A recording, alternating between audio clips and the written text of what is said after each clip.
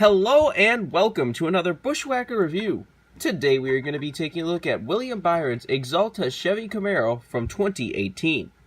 As always, let's take a quick look at the box right here. Got your typical generic 2018 box. William Byron, number 24, Action Racing Collectibles, Hendrick Motorsports. Picture William in his Axalta fire suit right there. William Byron, 2018 Axalta, render the car right there, standard finish.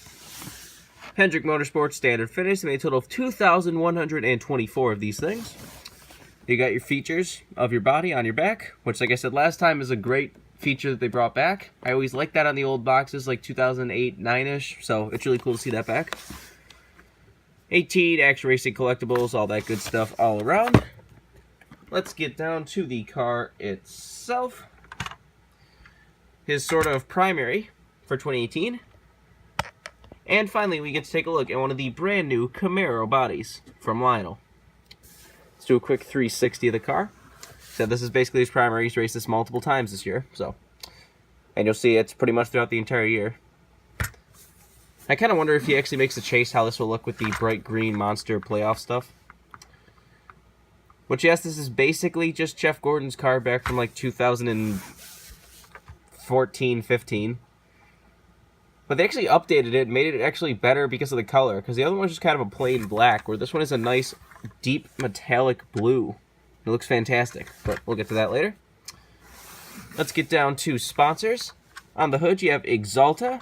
You got Chevrolet, ZL1, Hendrick Motorsports, and 24. Down the side, you got Axalta. You got Liberty University back there. Nothing in front of the wheel. You got Valvoline on the C-post.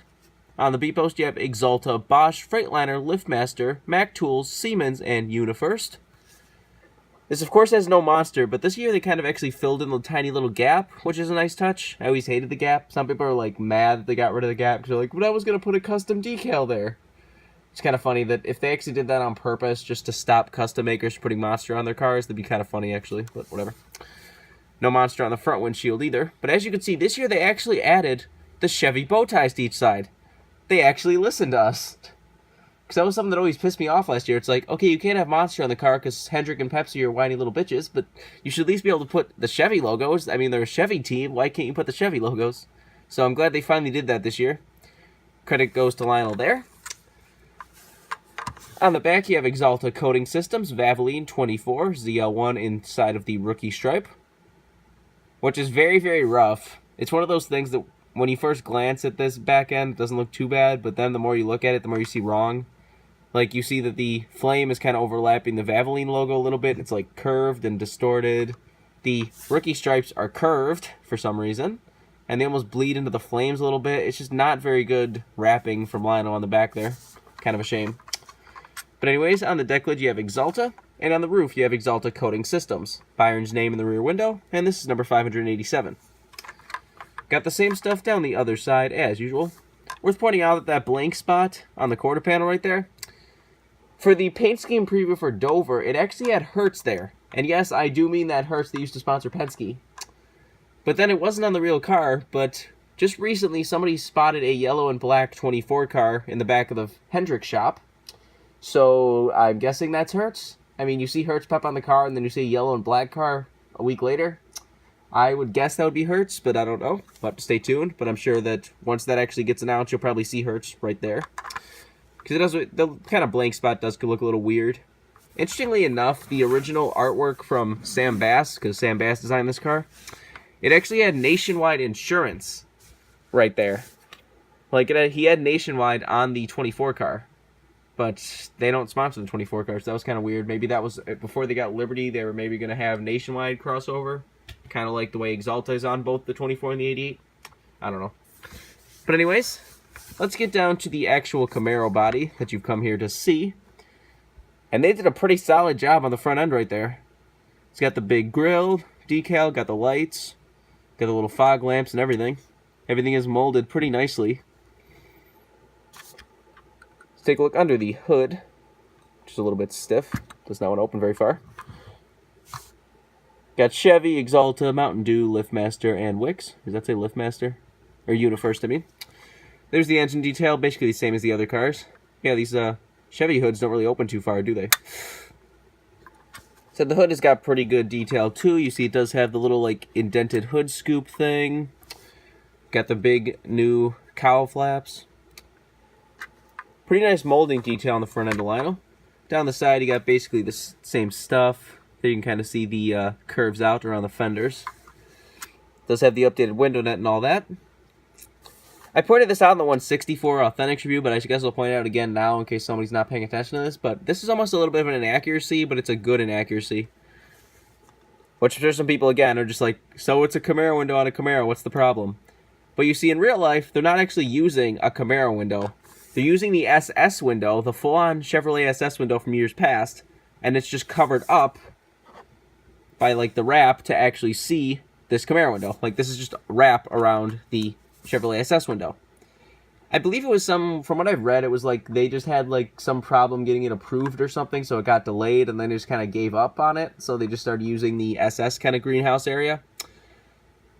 Actually, the Mustangs actually started doing that in the Xfinity series this year too, where they were covering up their old window to form like the current Mustang window. I don't know. It looks a little weird, especially because sometimes you see like the rivets of the actual SS window outline, like around the wrap. And there's some cars that like they try to shove a logo on it too, and it looks kind of weird, but I don't know. That's worth pointing out. So the back end, beyond the like kind of not very good wrapping, it's actually not a very bad looking rear end. It's molded quite nicely. I feel like these sides should be out a little bit more. I mean, they're there. You can feel like the molded edges where it kind of curves down, then pushes out a little bit, but it seems like they're just a little bit too hidden. But that could be just paint scheme. Another paint scheme might be able to see that a little better. Even the Camaro still has the like holes in the back where the hinges would be, which I really do not like whatsoever, but whatever. Basically the same wheels, still got the detailed rims and everything. There's the underside of the car. I'm not sure if they changed it too much. I'm sure they use the same basic body for all the bodies, or the chassis for all the bodies, I mean. Roof flaps still do open. Said, not a bad job on the molding of this body at all. I can't complain at all about the molding. So good work with Lionel there. Said next year we'll have a new Mustang mold to look at. Which, this was out nice and fast, so hopefully that they release the new Mustang pretty fast. Hopefully Chevy doesn't get special treatment because, oh, it's Hendrick. There are cash cow drivers. And we don't have the Fords until like August, because that'll really piss me off, but whatever. Hopefully the Mustang body looks cool. Here's this car next to the 164 scale from Authentics. You see, they actually did change a few things on the Authentics. You can see that Axalta on the hood and on the roof is surrounded by like a red outline on the Authentics, whereas the 124 is just white. Also, the 124 has Axalta on the deck lid, where this one is just blank on the deck lid. I'm guessing the 124 is more updated than the 164, based on like the, you know, past where we had the like original Justice League cars in the Authentics line, but the actual diecast were the updated ones. I'll have to go back and check which one is more updated, but I'm guessing the 124 is more accurate, but maybe the 164 is more accurate. I'm not entirely sure. But that's definitely something worth pointing out. If you want this car, it is a brand new release, so you can probably get it pretty easily right now. If William Byron does end up blowing up, I really hope he does win before Chase Elliott. I'm sure this car might get a little rare, because it is kind of a cool paint scheme. Like I said, the kind of Jeff Gordon car, a lot of us were like, oh, they're just recycling the Jeff Gordon paint scheme. That's a little lame, but as soon as I saw the metallic blue, I'm like, that is an improvement over the Jeff Gordon car, so I'm happy with this now. Because that metallic blue just look amazing in person. But I think that's all to say. This has been a review of William Byron's Axalta Chevy Camaro. Hope you enjoyed, and thanks for watching.